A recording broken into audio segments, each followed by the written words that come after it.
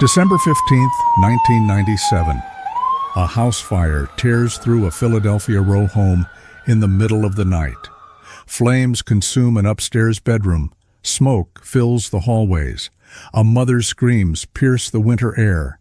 When firefighters finally extinguish the blaze, they deliver devastating news. 10-day-old Delimar Vera is gone. Authorities conclude that the infant's tiny body was completely incinerated in the flames. No remains, no evidence, no hope. But Luz Cuevas, Delimar's mother, refuses to believe it. For 6 long years she carries a mother's intuition deep in her bones. Something isn't right. Something doesn't make sense.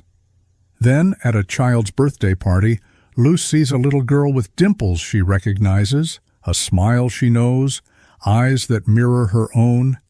In that moment, everything changes.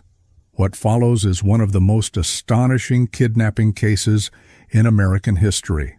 A story of maternal instinct, deception, and a child who literally rose from the ashes.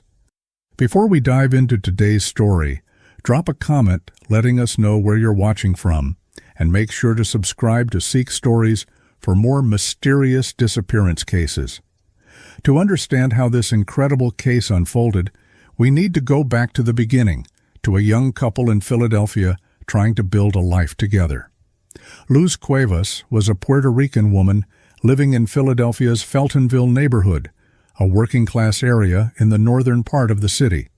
She was in a relationship with Pedro Vera, and together they were building a family. They already had 2 young boys when Luz became pregnant with their 3rd child in early 1997. Like many expectant parents, they prepared their modest row home on Hurley Street for the new arrival. They painted a small bedroom, they set up a crib, they imagined the future. On December 5th, 1997, Luz gave birth to a baby girl. They named her Delimar Vera. It was a beautiful name for what they hoped would be a beautiful life. Pedro was present at the birth, even cutting the umbilical cord himself, a moment many fathers describe as one of the most profound of their lives. But for reasons that would later become significant, Pedro never signed Delimar's birth certificate. His name remained absent from that official document, a detail that would cast a shadow over future events. Baby Delimar was tiny and perfect. She had soft, dark hair, and most notably, deep dimples in her cheeks, distinctive features that ran in the family. Luz's other children had those same dimples, as did Luz herself. The baby's dark eyes seemed to take in everything around her with that intense focus newborns sometimes have, as if she was already trying to understand the world she'd just entered. The Cuevas Vera household was busy and full of life. 2 young boys running around, a newborn requiring constant attention, and all the chaos that comes with being a young family. Money was tight. Luz spoke primarily Spanish with limited English. Pedro worked as a car mechanic, doing his best to provide. They were, by all accounts, an ordinary family facing ordinary struggles and celebrating ordinary joys. But then, someone else entered their story. On December 14th, 1997, just 9 days after Delimar's birth, a woman named Carolyn Correa came to visit. Correa was a distant relative, connected to the family through marriage. Her sister had married into the Vera family, making Carolyn a cousin of sorts to Pedro, though they weren't particularly close. In fact, this was the first time Carolyn had ever been to their home on Hurley Street. Carolyn arrived that late afternoon with a practical request. She needed Pedro to look at her car. She was having brake problems and hoped he could help fix it. Pedro, being a mechanic and wanting to help family, agreed to take a look. It was a simple, neighborly interaction, the kind that happens in communities every day. But during that visit, Carolyn told Luz something unexpected. She announced that she too had recently had a baby, a girl, born on December 5th, the exact same day as Delimar. What a coincidence, they must have thought. 2 baby girls born on the same day, to women connected by family ties. Looking back, this detail would become chilling. But at the time, Luz had no reason to be suspicious. She was exhausted from caring for a newborn, probably sleep-deprived, focused on her own family's needs. Carolyn's announcement likely registered as just another piece of small talk, something to mention in passing. Carolyn left that day without much fanfare, but she would return the very next evening, setting in motion a tragedy that would devastate a family and shock a city. Now, let's talk about Carolyn Correa herself, because understanding her background is crucial to understanding what happened next. Carolyn was 41 years old at the time, living in Willingboro, New Jersey, a Philadelphia suburb just across the state line, about 15 miles from where the Cuevas family lived. She had children of her own and had been in and out of relationships over the years. On the surface, she seemed like many working-class women in the area, struggling to make ends meet, dealing with the ups and downs of life, trying to get by. But Carolyn had a darker history that few people knew about at the time. The previous year, in November of 1996, she had been convicted of arson in an unrelated case. She had deliberately set fire to a medical office in Hamilton Township, New Jersey, where she worked as a file clerk. The motive? She had been stealing checks from the business and set the fire to destroy evidence of her theft. For this crime, she received 5 years probation and community service in August of 1998. Think about that for a moment. Carolyn Correa had already demonstrated a willingness to use fire as a tool to cover up her crimes. She had already shown that she was capable of calculated, premeditated destruction. And within 2 years of that conviction, fire would once again play a central role in her actions. There were other troubling patterns in Carolyn's life. According to later reports, she had a history of lying to people about being pregnant. She had told former boyfriends and family members about pregnancies that may not have existed. In 2001, several years after the events we're discussing, Carolyn would give birth to a baby boy with her husband, Brian Busardo. Tragically, that infant died within hours from a heart defect. During a relationship with another man, Andre Moore, she had experienced 2 miscarriages. Some would later argue that these losses triggered something in Carolyn's mind, a desperate desire to have a baby that pushed her toward unthinkable actions. Others would suggest she suffered from a rare psychological condition called pseudocyesis, or false pregnancy, where a woman believes so strongly that she's pregnant that she experiences symptoms and convinces herself and others of the pregnancy's reality. But on that December day in 1997, none of this was known to Luz and Pedro. They saw only a relative who needed help with her car, who happened to have also just had a baby. They had no reason to suspect danger was walking through their door. December 15th, 1997. The day started like any other in the Cuevas household. Luz tended to baby Delimar, who was now 10 days old. The infant was still in that fragile newborn stage, sleeping frequently, waking for feedings, requiring constant care. Her 2 older brothers went about their day.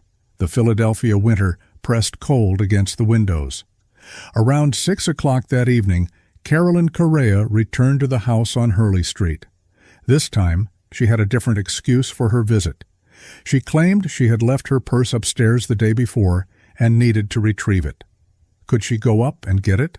It was a reasonable request. Nothing about it seemed suspicious. Luz, probably juggling the baby and other responsibilities, simply agreed. Carolyn went upstairs. According to later testimony, she asked to use the bathroom. About 10 minutes passed while Carolyn was on the second floor of the house. Then Carolyn came back downstairs. What happened in those 10 minutes upstairs would remain unclear for years. But what happened next was unmistakable. At approximately 7 o'clock in the evening, just minutes after Carolyn left the house, Luz heard a sound that would haunt her forever. A loud pop, sharp and sudden, coming from upstairs. For a split second she might have wondered what it was. Something falling? A door slamming? Then she smelled smoke. Luz ran toward the stairs. Already gray wisps were curling down from the second floor. Her heart must have hammered in her chest as she realized what was happening. Fire. The house was on fire, and her baby was upstairs. She screamed for her sons to get out. Neighbors would later report hearing her voice, desperate, terrified, calling out in Spanish, the kind of screams that make people stop whatever they're doing and run toward the sound. Luz rushed up the stairs toward Delimar's bedroom. Smoke was already thickening in the hallway, making it hard to see, hard to breathe. She reached the door to the baby's room and tried to push inside. Heat and smoke drove her back. She tried again, forcing herself forward despite the flames, despite her body's instinctive recoil from the danger. She managed to get partway into the room, desperately searching for her baby through the smoke. She reached for the crib. Empty. The crib was empty. Delimar wasn't there. Where was she? Had someone moved her? Luz tried to search more of the room, but the smoke was overwhelming. Her face was already burning from the heat. Her lungs screamed for clean air. She couldn't see. She couldn't breathe. Luz was forced back out of the room, gasping, burned, devastated. By now, neighbors had heard the commotion and called for help. The Philadelphia Fire Department responded quickly to the address on Hurley Street. Pedro, who wasn't home when the fire started, arrived at the scene to chaos. Fire trucks, neighbors gathering on the street, smoke billowing from his house, and Luz standing in the middle of the road screaming in Spanish, "Mi bebé! Mi bebé! My baby! My baby!" Firefighters rushed into the burning row home. The fire was mainly contained to the front upstairs bedroom, Delimar's room. With professional efficiency, they attacked the flames with water and foam. Within 14 minutes, they had the fire under control. The damage was significant but localized. The rest of the house had escaped the worst of it. But the baby was nowhere to be found. Firefighters searched through the charred remains of the bedroom, looking for any sign of the infant. They sifted through debris. They checked under furniture. They looked everywhere a small body might have ended up. Nothing. No remains. No bones. No evidence that a baby had been in that room when the fire erupted. To the responding firefighters and investigators, this could mean only one thing. The fire had burned so hot, been so intense, that it had completely incinerated the tiny body of 10-day-old Delimar Vera. It wasn't common, but it was possible. Infants are small, their bones not fully calcified. In intense heat, particularly in a localized fire with specific conditions, a body that small could theoretically be completely consumed. The fire marshal examined the scene. The cause appeared obvious, an overheated extension cord connected to a space heater. It was December, after all. People used space heaters. Extension cords got overloaded. Tragic accidents happened. That's what they told Luz. Your daughter was in the room. The fire destroyed her completely. There's nothing left to bury. We're so sorry. But Luz Cuevas didn't believe them. She stood there, her face burned, her body shaking, her heart shattered, and she insisted, "My baby was not in that crib. Someone took her. My baby was kidnapped." Imagine being in that moment. Your house has just burned. Officials are telling you your 10-day-old daughter is dead, consumed by flames. But you ran into that room, and you know in your gut that the crib was already empty. You know you heard that pop and smoke appeared too quickly afterward. You know the window in your baby's room had been flung wide open despite it being freezing outside. Why would a window be open in December? Luz tried to tell the firefighters. She spoke to Spanish-speaking first responders, explaining that she believed her daughter had been stolen. But in the chaos and confusion, in the immediate aftermath of a traumatic fire, her concerns were dismissed. They told her it must be her nerves. She was in shock. She wasn't thinking clearly. A fire investigator would later explain that Luz had told them through a translator that her daughter was in the room, but smoke had prevented her from reaching the baby. There seemed to be confusion about exactly what Luz had communicated in those frantic moments. But the official conclusion was clear. Delimar Vera had died in the fire. Case closed. Except there was no body to examine. The medical examiner couldn't issue a death certificate without remains. They told the family they would need to go to court to obtain one. That detail alone should have raised more questions.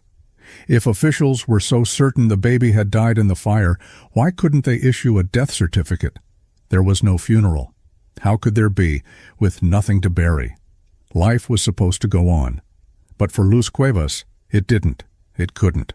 Her relationship with Pedro began to deteriorate. The stress, the grief, the unanswered questions. It all took a toll. Pedro seemed to accept what authorities told them. Luz could not. This created a rift between them that would only widen over time. Luz desperately wanted to investigate further. She wanted answers. She wanted proof. But she was told that pursuing an investigation would require hiring a lawyer, something she simply couldn't afford. She was a working-class woman with limited English, limited resources, and no one willing to take her seriously. In her grief and frustration, Luz looked for Carolyn Correa. Where had she gone? The woman who had been upstairs just before the fire started, who had visited for the first time just the day before. Where was she now? Carolyn had vanished from their lives as completely as Delimar had. No calls, no visits, no checking in on the family after such a horrific tragedy. For someone who had just announced she'd had her own newborn daughter, Carolyn showed remarkably little interest in offering support or condolences to people who were supposedly family. Years would pass before Luz would see Carolyn Correa again. But what they discovered next would change everything. For 6 years, Luz Cuevas lived with a wound that never healed. While Pedro eventually seemed to move on, or at least appeared to accept what they'd been told, Luz could not let go. Every December 15th, the anniversary of the fire, was agony. Every time she saw a little girl who would be around Delimar's age, she wondered, could that be her? Is she out there somewhere? People probably thought she was in denial. Perhaps they whispered about her inability to accept reality, her refusal to move through the stages of grief like she was supposed to. Let her go, they might have said. You have to move forward. But Luz knew something no one else seemed to understand. A mother knows her child, and she knew Delimar hadn't died in that fire. Luz and Pedro had another child together, a son named Samuel, born in 1999. But by December 2002, their relationship finally ended. More than 5 years after Delimar's disappearance, Luz and Pedro separated for good. They had tried to hold their family together, but the foundation had cracked that December night, and the damage proved irreparable. Then came January of 2004. Luz received an invitation to a birthday party. The event was being hosted by Delimar Vera, Pedro's sister, for her 3-year-old granddaughter. Despite no longer being with Pedro, Luz was invited. After all, she was still connected to the family through their children. It was a simple birthday party, the kind that happens in working-class neighborhoods all the time. Kids running around, cake, decorations, relatives catching up. Luz almost didn't go, but she did, and that decision would change everything. At the party, Luz was chatting with other guests when Evelyn approached her with a little girl in tow. The child was about 6 years old, wearing casual clothes, her dark hair framing a face that made Luz's breath catch in her throat. "Isn't Carolyn's daughter beautiful?" Evelyn said, introducing the child as Aaliyah Hernandez. Carolyn's daughter, Carolyn Correa's daughter. Luz stared at the little girl standing before her. The child looked back at her with curious, dark eyes. And in that moment, Luz felt what she would later describe as blood calling. A recognition so deep and primal that it bypassed rational thought and went straight to something fundamental. The girl had dimples, deep, distinctive dimples in her cheeks when she smiled.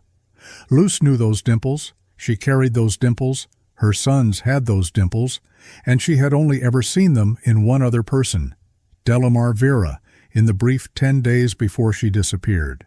The little girl looked like Luz herself. She looked like Luz's other children. The shape of her face, the set of her eyes, the way she smiled. It all spoke of genetic connection that couldn't be denied.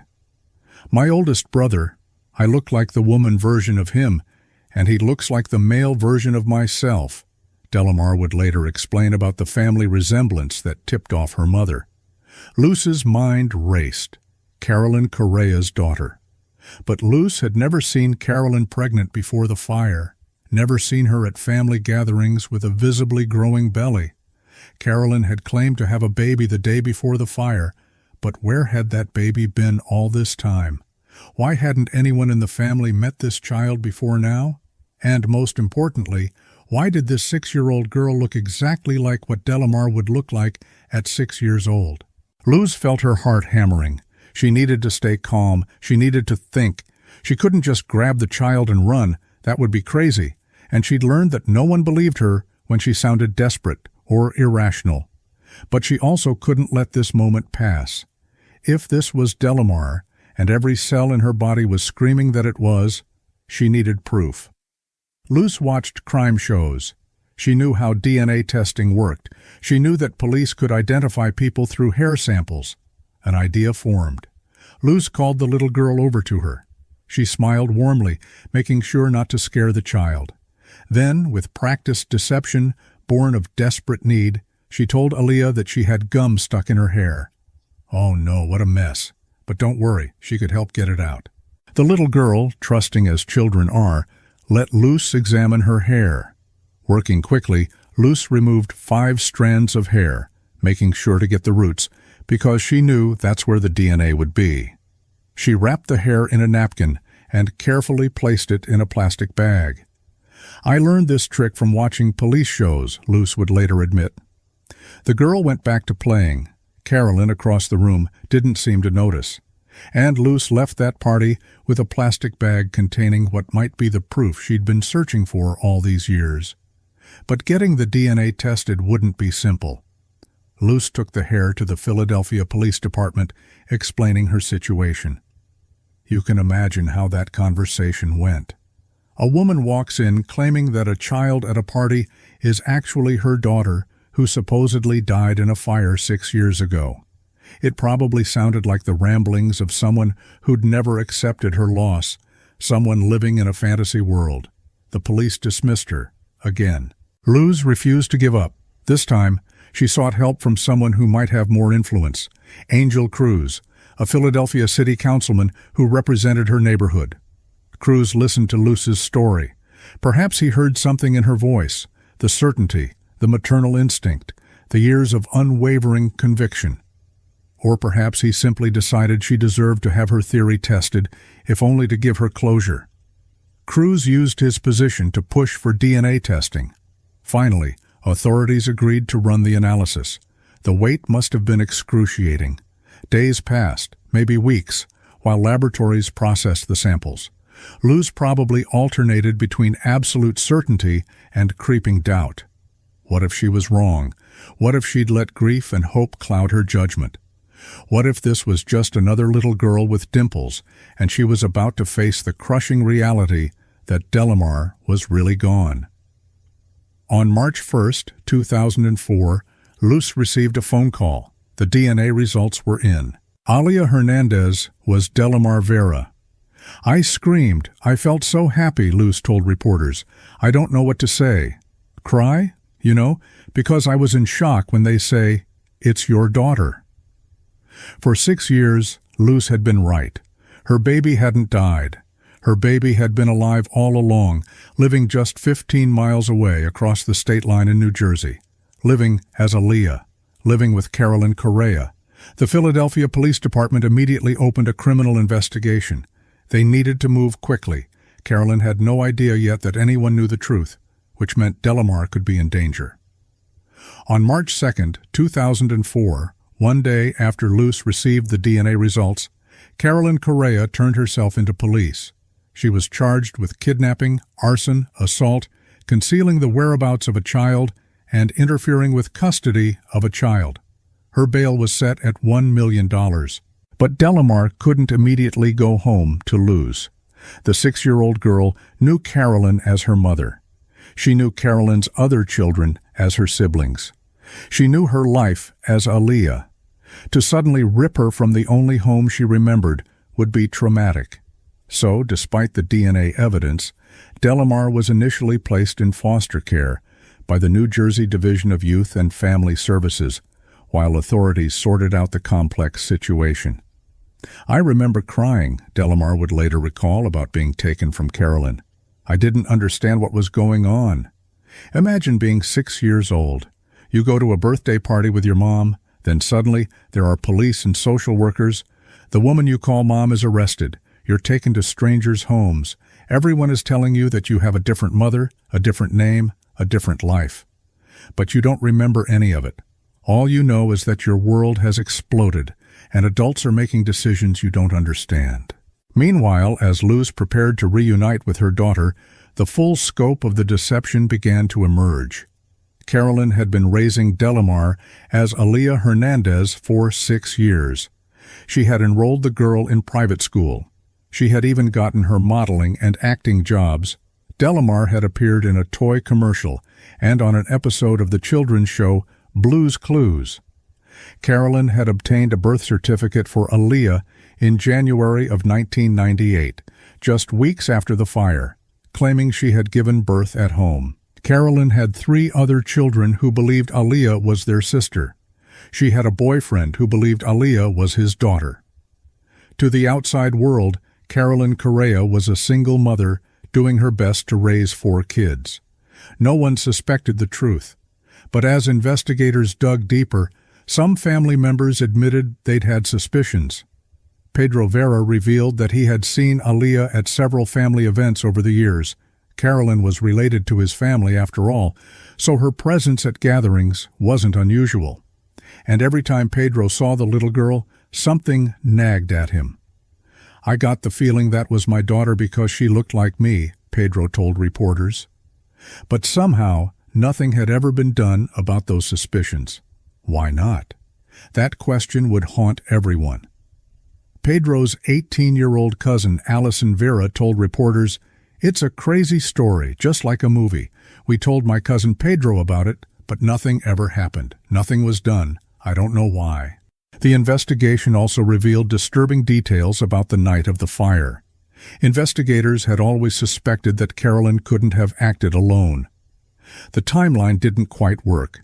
Delimar's bedroom was upstairs. Carolyn had been downstairs with Luz when the fire started. How could she have taken a baby from an upstairs room, started a fire, and been back downstairs in that window of time without anyone noticing?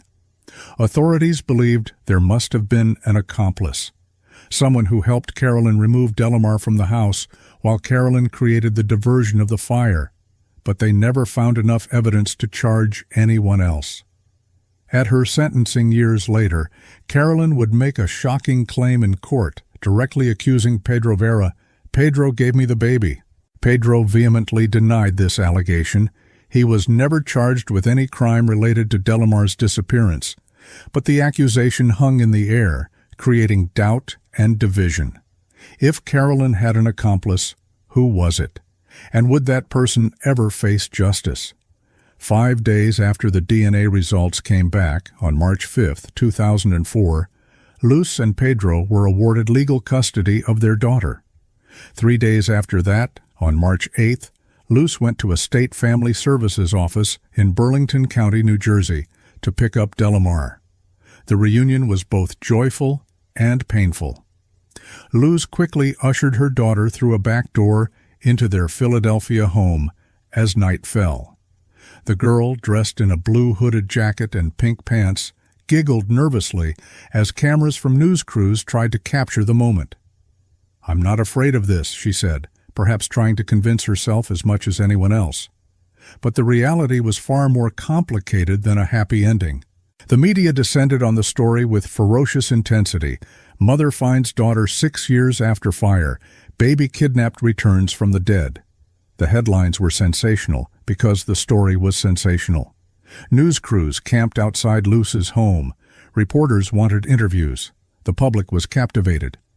Representative Angel Cruz, who had helped Luz get the DNA test, accompanied the family to the reunion and spoke to the press. He suggested that a language barrier between authorities and Luz might have contributed to confusion about whether remains had been found in the fire. If Luz's concerns had been properly understood and investigated 6 years earlier, perhaps Delimar would have been found sooner. Attorney Anthony Cianfrani, who represented Luz, told reporters that Luz had repeatedly tried to tell authorities she believed her daughter had been kidnapped, but nothing was done. The Philadelphia Police Department and the medical examiner's office faced serious questions about their handling of the case. How could they have concluded so definitively that a baby died in a fire when no remains were ever found? Why weren't Luz's concerns taken seriously? Why was there no thorough investigation? In 2006, Luz filed a federal lawsuit against the city of Philadelphia and multiple officials, including the fire marshal and the medical examiner. She alleged that her family's right to due process had been violated. The lawsuit was ultimately dismissed, but it highlighted the systemic failures that had allowed a kidnapped child to remain missing for 6 years. Meanwhile, Luz and Pedro signed a 6-figure movie and book deal. Their story would eventually become a Lifetime movie called Little Girl Lost: The Delimar Vera Story, starring Judy Reyes as Luz. The film would air in 2008, bringing the case to an even wider audience. But for Delimar herself, the aftermath was anything but a movie-perfect happy ending. They said, "She's back. It's done. We have a happy ending," Delimar recalled years later. "I didn't know who to be." The 6-year-old child was thrust into a completely new life. She had new parents who were actually her biological parents. She had siblings she didn't remember. She was living in a different house, in a different neighborhood, in a different state.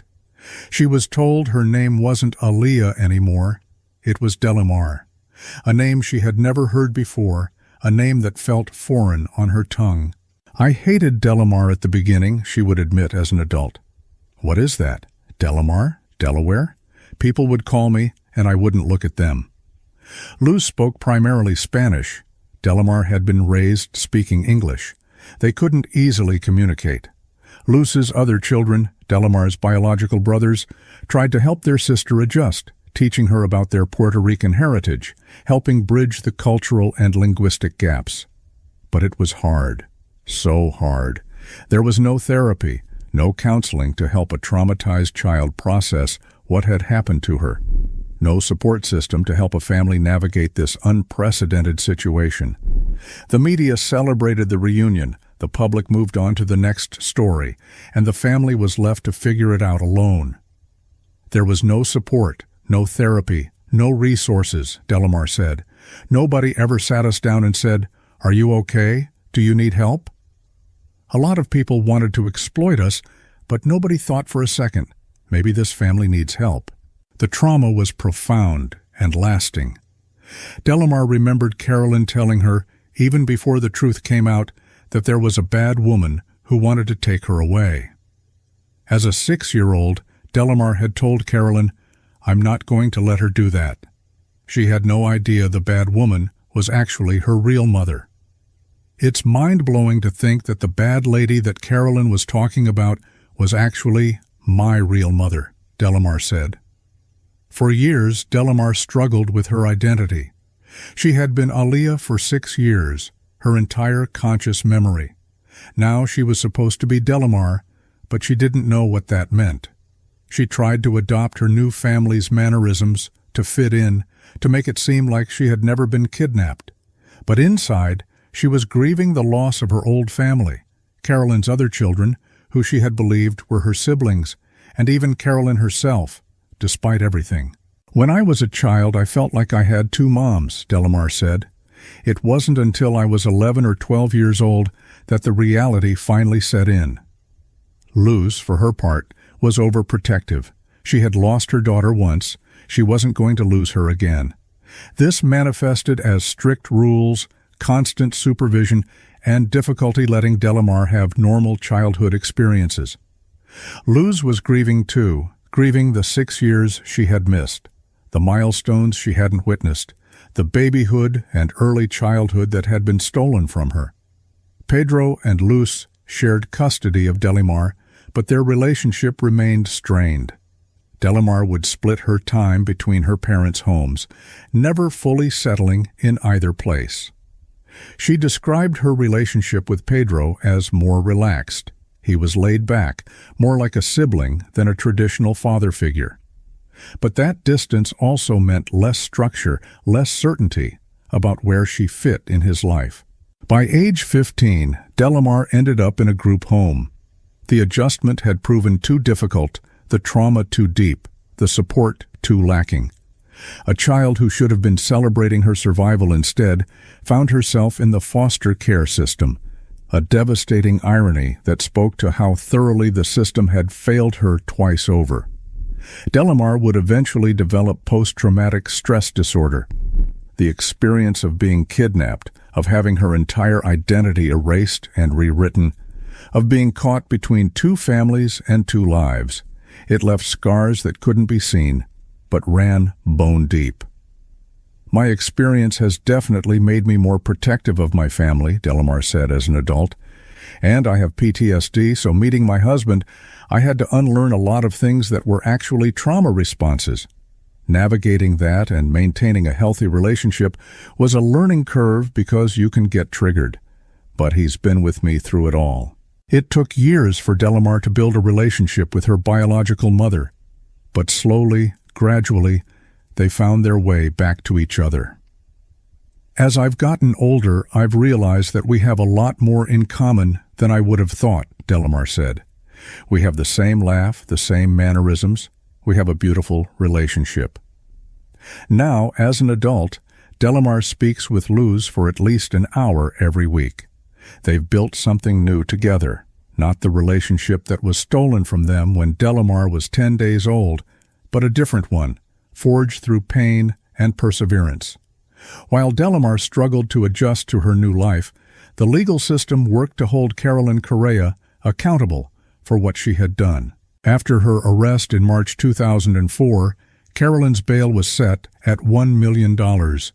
She remained in jail, unable to post such an astronomical amount.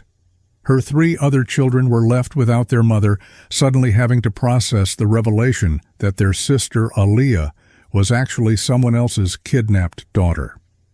Carolyn's attorney, Jeffrey Zucker, maintained that the case was more complicated than it appeared. There are facts in this case that change every time you go to look at them, and they don't make sense, he told reporters in April 2004. So either someone is hiding something or someone is lying. But the truth has yet to come out, and we hope to get to that. As investigators built their case against Carolyn, more disturbing details emerged about her history and mental state.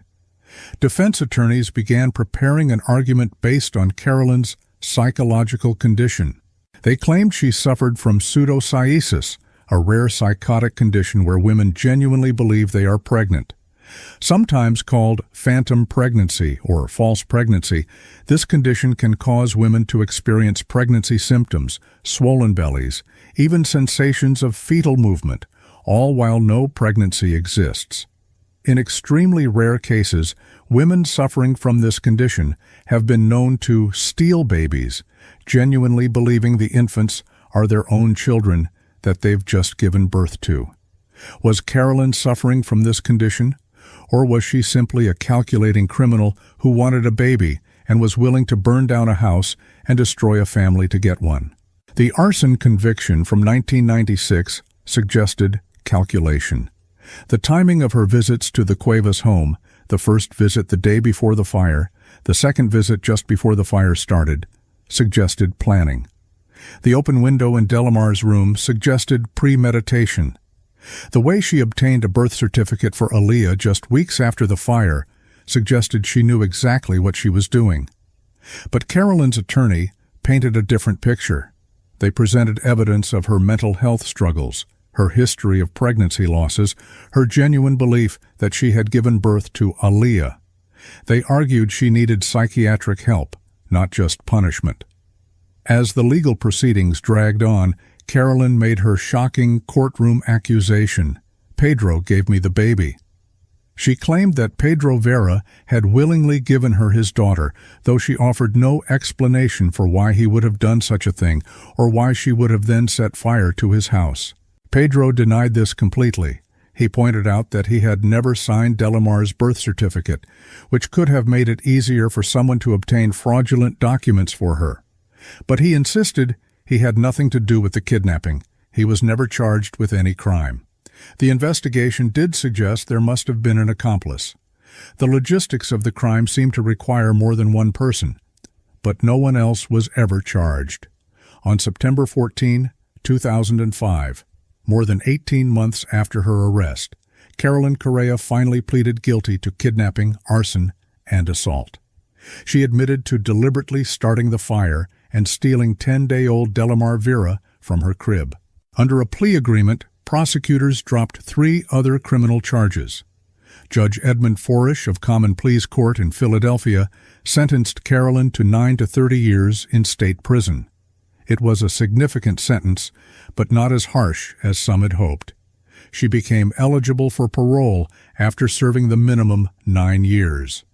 At the sentencing hearing, Carolyn appeared remorseful. She wept. She apologized. "No parent should have to endure this," she said, referring to Luz and Pedro's years of grief. But victims of her crime weren't convinced her remorse was genuine. Luz didn't attend the sentencing, but Pedro was there. He told reporters afterward that Carolyn's apology felt hollow, especially given her earlier accusation that he had given her the baby. Years passed.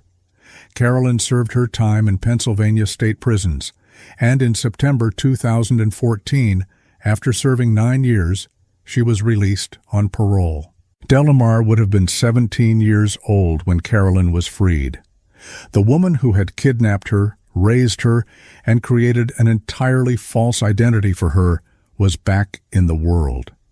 There's no public record of Carolyn ever attempting to contact Delimar after her release, but the knowledge that she was out there must have been unsettling. As of 2024, Carolyn Correa would be 68 years old, having completed her parole years ago. She has maintained an extremely low profile, avoiding media attention. Her current whereabouts are not public knowledge. Meanwhile, significant questions about the case remain unanswered. Who helped Carolyn? If she had an accomplice, and investigators believe she must have, that person never faced justice. Was it someone in the family, a friend, a boyfriend, someone who was at the house that night? The answer remains unknown. Why did Pedro never sign Delimar's birth certificate? Was it simply that he and Luz weren't married, making it unnecessary in his view? Or was there something more sinister? Despite Carolyn's accusation, there's never been any evidence that Pedro was involved. But the unsigned birth certificate did make it easier for Carolyn to obtain fraudulent documents. How did so many people see Aaliyah at family events over the years without anyone taking action? Pedro admitted he suspected the child was his daughter. His cousin said multiple family members noticed the resemblance, yet nothing was done for 6 years. Why? Was it simply that making such an accusation seemed too crazy? Or was there pressure to keep quiet, to not cause problems within the family? Why didn't authorities properly investigate Luz's claims from the beginning? This might be the most damning question of all. Luz told first responders the night of the fire that she believed her baby had been kidnapped. She repeated this to investigators. Yet her concerns were dismissed. No thorough investigation was conducted. The case was closed based on an assumption that remains had been incinerated, despite the medical examiner being unable to issue a death certificate because no remains existed. Would Delimar have been found sooner if Luz had been taken seriously? Almost certainly yes, but systemic factors worked against her. She was a working-class woman with limited English. She was emotional and distraught, which authorities interpreted as irrational. She lacked the resources to hire a private investigator or attorney, and perhaps most significantly, what she was claiming seemed impossible. Who kidnaps a baby and then sets a house on fire? It sounded like something from a movie, not real life. But it was real life, and Luz was right all along. Today, Delimar Vera is in her late 20s. She's married. She has children of her own. She's built a life that, while shaped by profound trauma, is ultimately her own. "I think that I'm a good parent because of both of my upbringings," Delimar said in a recent interview. She carries parts of both the families she grew up in, the 6 years with Carolyn, the subsequent years with Luz and Pedro. Rather than trying to erase one or the other, she's found a way to integrate both experiences into her identity. Her relationship with Luz has grown stronger over the years. They talk frequently. They've found commonalities, the same laugh, the same gestures, the same deep stubbornness that kept Luz searching for 6 years and that helped Delimar survive the upheaval of her childhood. "My mom now, we have a beautiful relationship," Delimar said. "We might not have gotten along when I was a child, but as we both matured and grew, and she understood my trauma, it got better." Delimar has spoken publicly about her experience, hoping to help other adoptees and kidnapping victims. She's turned her pain into purpose, using her story to advocate for better support systems for children who experience identity trauma. The Delimar Vera case remains one of the most extraordinary kidnapping stories in American history. A mother's intuition that refused to be silenced. A child who survived 6 years of stolen identity. A reunion that should have been impossible. And a reminder of how easily the system can fail the most vulnerable, particularly those without resources, without language, without power. Luz Cuevas never gave up. Against all odds, against the opinions of authorities and probably many family members, against logic and reason and what everyone told her was true, she held on to her belief that Delimar was alive. And she was right. The case also serves as a cautionary tale about the importance of taking seriously the concerns of parents, regardless of their socioeconomic status or language skills. About the need for thorough investigations even when conclusions seem obvious. About the complexity of trauma and the inadequacy of systems meant to support victims. Delimar rose from the ashes, but she carries the scars of the fire that was meant to erase her from existence. If you found this story as incredible as we did, please like this video and subscribe to Seek Stories for more true crime cases. Drop a comment below, letting us know your thoughts on this remarkable case. Until next time, stay curious, stay safe.